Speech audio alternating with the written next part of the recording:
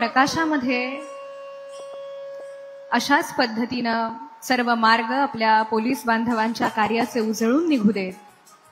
त्यांना पुढचं कार्य करण्यासाठी परमेश्वराकडून खूप खूप शुभेच्छा लाभू देत.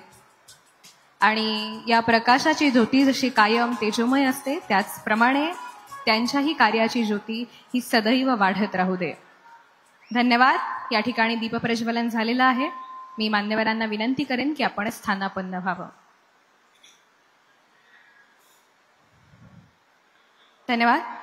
यापुढे सर्वप्रथम पिंपरी चिंचवडचे पोलीस आयुक्त माननीय श्री विनयकुमार चौबे साहेब, मी यांना विनंती करेन की आपण महाराष्ट्र राज्याचे लाडके मुख्यमंत्री, अभ्यासू व कुशल नेतृत्व माननीय श्री देवेंद्रजी फडणवीस साहेब यांचं या ठिकाणी स्वागतपर सत्कार करायचा आहे.